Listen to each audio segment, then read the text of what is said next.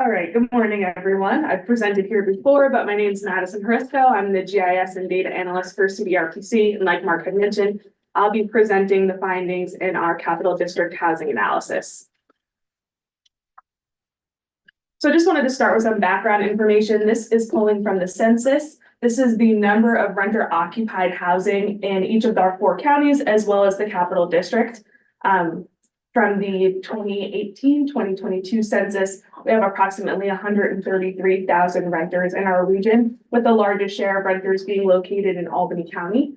From the 2013-2017 ACS, we have an increase of 9.2 renters in our region. And that really just underscores the importance of understanding the housing and economic needs of this demographic in our region.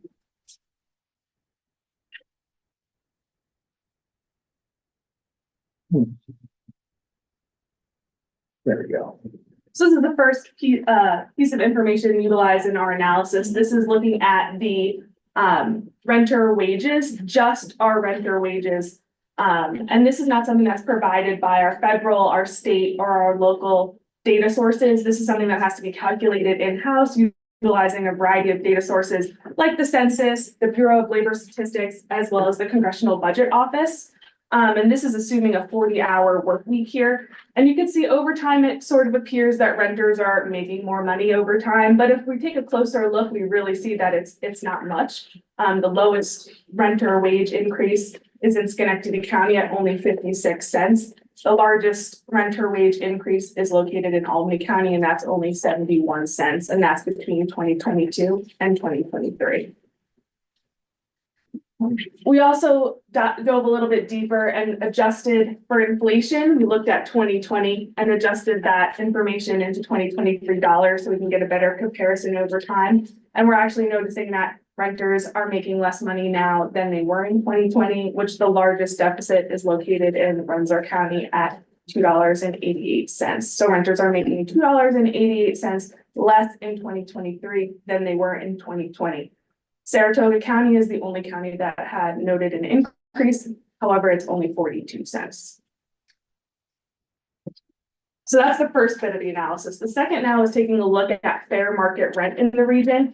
And you'll notice this information comes from the Department of Housing and Urban Development, or HUD, and it's at the geographic level of an MSA. So in the future slides and in the analysis, you'll see the same value for each of our 4 counties.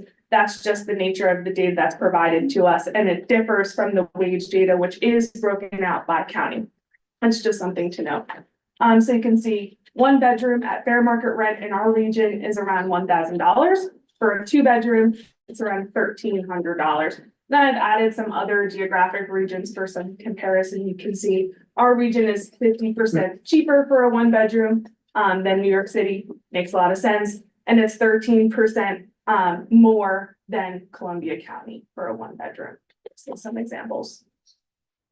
Now we can first I'll start with, we broke this fair market rent value down into an hourly wage. How much would it cost a person to afford a 1- and 2-bedroom unit in our region? And you can see it's $20.75 for a 1-bed, and it's $25.25 for a 2-bedroom apartment. And we can tack that next to what renters are actually making in the region and notice any deficits. And you can see for a 1-bedroom apartment, Schenectady County has a deficit of $3.33, meaning renters are $3.33, making that much less than what rent actually costs.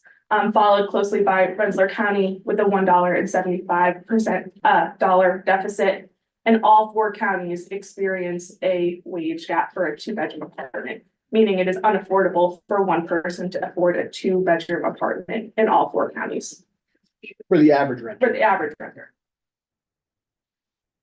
Another way to look at this data is how many hours per week will a renter need to work, as well as how many jobs are needed for a renter to be able to afford these living accommodations. And you can see for the counties that experience the largest deficit, renters are working anywhere between 44 and 48 hours a week to afford a 1-bedroom apartment.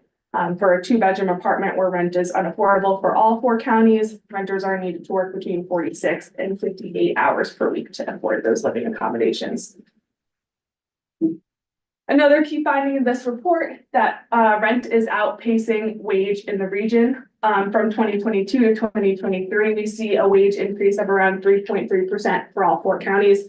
However, rent increases for both 1 and 2 bedroom apartment types is 8.8. So rent is far outpacing wage increases. Another visual and a potential solution for people is if you aggregate 2 people's working annual renter salary and compare that to the annual salary it is to afford a 2-bedroom apartment, rent becomes a lot more affordable for people when those living expenses are split between 2 average working individuals. Where it says wage gap in the last column there, so those are Positive numbers now, right? because it's more affordable to split your living costs. Exactly. Now we're transitioning from renters to homeowners. This is a similar visualization as the first chart, and this is looking at the number of owner occupied housing in our region. From those same 2 ACS periods, we note a 5.9% increase in homeowner occupied housing in the region, with the largest shares now being in Albany County and Saratoga County. You can see that there's more homeowners than renters in Saratoga County between these 2 periods. So similar type of analysis, we're now looking at what people can afford based on what they make and how much that housing prices exist in the natural environment. So this is also information coming from HUD. This is the top chart I'm referring to is 1-person area mean income and 2-person area mean income. And this is just an indicator that HUD uses to conduct their analyses. And you can see we had to create some assumptions when looking at this data, such as a 5.35 interest rate, looking at this over a 30-year loan period, as well as assuming some homeowner insurance prices, as well as tax payments, which are averages coming from the census. So with all that information, we're able to get what mortgage a single household or 2-person household can afford based on what they're making. Now we looked at what actually exists in the housing market. And this information comes from GCAR. It's a regional data hub for housing information. And this looks at Q4 or December of 2023. And you can see now it's split between our 4 counties. You can see the unique median sale prices. We assume a 6% down payment, and we're able to look at what mortgage is needed to afford a median home in the region. We then can compare those 2 numbers to notice any deficits based on what we can afford and what actually exists in the market. And you can see there are some mortgage gaps in all 4 counties for a single householder to afford a 1-bedroom unit, you can notice the deficit for single householders to break into the housing market based on what they can afford. The largest deficit being in Saratoga County with over $100,000 deficit. And then for 2-person households, there's still deficits in Albany County and Saratoga County. However, it is more affordable for 2 people to buy a house in Rensselaer County as well as Schenectady County. Just some closing thoughts, again, driving home some key pieces of data or findings from this report. The average renter does not experience a wage gap in Albany or Saratoga County for a 1-bedroom apartment at fair market rent. A 2-bed apartment is unaffordable for single renters in each county, like we saw earlier. Rent is outpacing renters' wage over time. Rent in a 1 or 2 bedroom apartment is more affordable when split between a roommate or a partner. 2-person households can afford to own a home in Rensselaer and Schenectady County. And for a single person household, Saratoga is the most unaffordable location to purchase a home. That is all I have for you. Any questions for Maddie? A lot to think about, isn't it? Yes. Yeah. The bullet about 2-person households can afford to own a home in Rensselaer and Schenectady. The converse of that is 2-person. Are we assuming there's 2 questions. One is 2-person households cannot afford to own a home In Albany in and Saratoga. correct. And does that also assume that the 2 people are both wage earners? Yes, so if we go back one more slide. We used a calculation from HUD to determine the mean income for 2 earners, which is what we based the analysis off of. And again, we're always looking at averages. Correct. So this is the average cost of a house versus the Right. average or the area median income of an individual Correct. in that area. And as we know, area median income will be higher in Albany and Saratoga County. But also, housing costs are typically higher in those counties as Right. well. And similarly, a big caveat on the renter data is that the average area rent or whatever the nomenclature Fair is. market rent, Fair market rent is at the MSA level. similar to what we're looking at here, that area mean income also is at that MSA level. Right, so if we think about, rents in the MSA includes Schoharie County, rents in Schoharie County versus rents in Saratoga County. We know that rents in Saratoga County will be higher, on average, but since we're looking at an, area average across the MSA, we may consider, wages in Saratoga County being higher, but also apartments being a little bit more affordable because we're looking at a regional average rather than the actual, rental costs in Saratoga County. Someone who's working on the ground in Schenectady County, getting affordable housing online, other housing issues. I want to thank you. This is great data for us to have kind of as we're working on a project level, just remembering these big picture, issues or opportunities for the community. It's nice for us to see the number of units that we put online, understanding the affordability crisis for a single person or a single person with kids. But also, all the homeownership programs that we have, in Schenectady County, at least just to understand how those can be such value to someone, because once you get into homeownership, there is an opportunity for more affordability. So thanks again. Thank you. Yeah, Rich, Mike? Yeah, just, I'm looking at it as an inner city person and, concerned about the family that is bigger than a one or two family bedroom. And, I know I had families that got 2 or 3 kids in their family, 3 or 4 kids in their family, and they're subject to 1 or 2 housing. And the state hasn't really put an incentive that I've seen, to push for more than 2 bedrooms.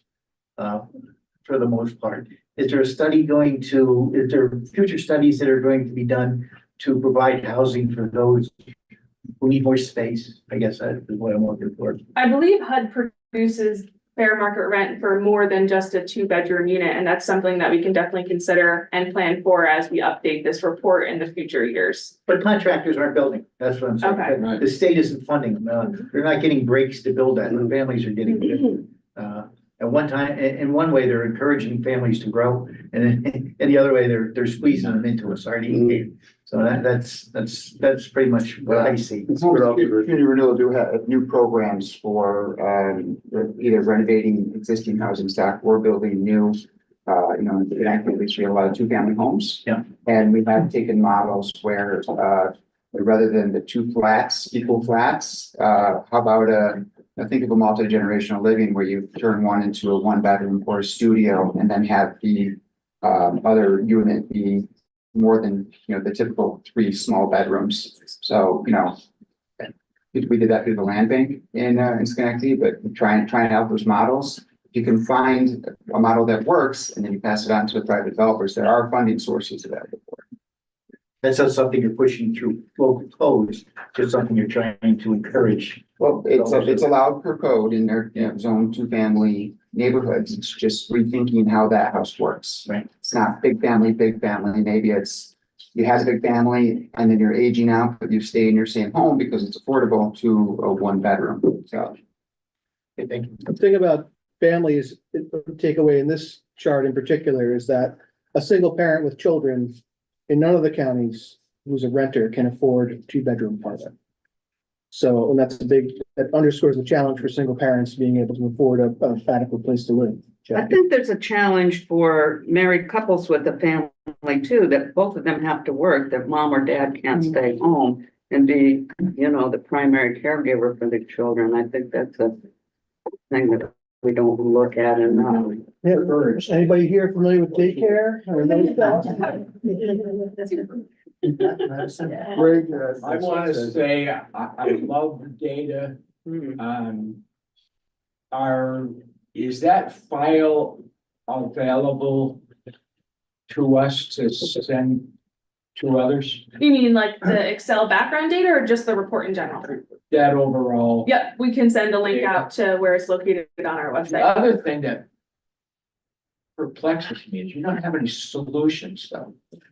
Wow. That, So, no, that, and I was gonna go there also. And I don't think we need, Yeah. I don't think we should put Madison on the spot to develop I'm policy. actually commending her. Yeah. Data. But I was gonna conclude with that, you know, statement's a problem, now what? And I think David mentioned a few tools. Right. But I think what might be interesting, instead of having it. And I'm just thinking, you know, again, sort of on the cuff here on the fly, but, maybe this is an opportunity for us to have a dialogue Yeah. with our county folks. And then let that sort of percolate back up here, and then incorporate that into what possible policies could be developed Right. to address the issues highlighted by the data. Yeah. For example, we've been talking about this in our town for years. It's in our comp plan. We've all addressed it, and I keep bringing up the thing, define affordability. Well, what is it? And it's always changing. It's market based. So we're always chasing the cat instead of solving problems. Well, a very rough threshold is 30% of your income being devoted to Yeah. housing. Anything above that is considered. That's unaffordable for always been the individual. standard. Right, right. Madison, just anecdotally, wherever I go in the capital region, I see big new apartment complexes being built everywhere. And why isn't that increase in supply, you know, softening the affordability issue? I'll take that, because they're primarily being built as market rate units. Yeah. And on the one hand, they're much more profitable for developers. Mhm. And on the other hand, they're catering to a market who wants to rent and not own a home. We've seen a market increase since 2015 in the percentage of apartments being constructed in the capital district. What we're not seeing being constructed in the capital district writ large are small, single-family homes. It's really a divide between large apartment buildings and complexes or McMansions. The economics just simply aren't there for starter homes anymore.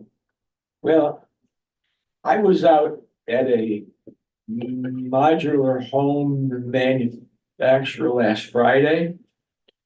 And I was amazed at the process, the engineering, the quality that is actually handled at that stage. And the way he's thinking is to try to provide a home that's high quality, up to code, exceeding the code, but also designing it so as the income of the buyer increases, his home has like a high cellar, a walkout cellar, so he can expand it to increase his actual equity. And the goal is to get him into the market early as possible, so they don't get caught up into the renting.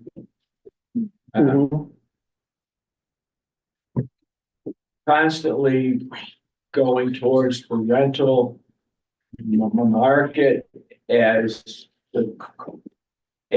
that cost increases, he's not developing any equity. And I thought it was a great model. Well, certainly new construction technologies are part of the solution. Joe? That's true. Yeah, so not to take away from our board meeting, but I would, I think it was a fantastic study. I'm a data nut. It's a lot of data that can be very complex, and you made it really easy for even someone like me to understand. So I appreciate it. But I come back to the same thing. What are our takeaways? Even before we go to the counties, I would encourage, maybe we could have a roundtable discussion separate from a board meeting. And pick around the thing, what are the takeaways and what are the things that we could, as elected and appointed positions, do to address the issue? Would you want to include some representative stakeholders, but be like someone from the tenants group, someone from a developer? And again, We'll kick around the merits of All that, three what processes on my comes side. first, but I mean, I think we've got a really powerful group with the staff and the people Yeah. that are on this board. I think a lot of us think about this, and I'll end with, I've been reading about and hearing about the affordability crisis and housing crisis for a few years now. I personally don't see the crisis in the data. I think that there's no doubt as regional planners, there's things that we can do to improve conditions in the capital region. But I'm not seeing the crisis. Yeah, Maybe it is in other parts of the state, So but yeah, based on the data. I don't There's see a it. crisis in the Hudson Valley. And they framed a similar report they did, Pattern and Progress folks did, as a crisis. We toned down our Yeah. language. Because while there are issues, it's certainly not as significant as it is in the Hudson Valley. Yeah, thank you for that. yeah, so my thinking is to avoid putting this board in a position, this organization in a position of saying, here's what we think you should do. But to use this as an opportunity to meet with people at the county level, people at the state, at the local stakeholders, and then say, okay, this is the discussions we've had based upon this data, and these are the policy ideas that have come out from that process, so that we don't actually have to have ownership of the Plausible deniability, you started. with plausible deniability. No, but we don't have to have ownership of the suggestions, but we can facilitate the development of the. Yeah, I totally agree. I just, Yeah, I want to say, I think one thing we need to think about is you could put more apartments for families who are in the cities. But a lot of our counties, they're rural areas, and we're on wells and septic tanks, and how are you gonna put up, apartment complexes to handle, when you don't have water and you can't flush the toilet? It's a whole different ballgame for. When you try to do that, the people who are already there are Johnny on the spot to come up and say, hey, you better not impact my well. Oh, yeah. You better not Oh, do this. Right on. And I think in the long run, planning is really great, but in the long run, the consumer's gonna have. You gotta figure out support where that it plan. can go, where the infrastructure is. Right. Mhm. So I would suggest that I'll do a little research to see if anybody else is already having these conversations. I may suggest a different format slightly, because this could be a regional workshop on housing. It could be something that we could leverage in our upcoming workshop in October. But I think, we should broaden, cast a wider net if we're gonna be talking about housing. So we have, Habitat for Humanity folks, we have the land banks, we have people that are actually trying to do this stuff. But getting a good mix of both urban, suburban, and rural people, because the key to this, I think, solutions to this are well documented. It's like tools in a toolbox. Not every tool is gonna work for every municipality, but they can pick their tools, the tool that work for them out of the toolbox. But as we start thinking about these, it'll raise the profile of this issue, and I think that'll be a good thing for the region. I think it's a great conversation. Well, fantastic. Yes, Yeah. it's a great product. Thanks. Thanks.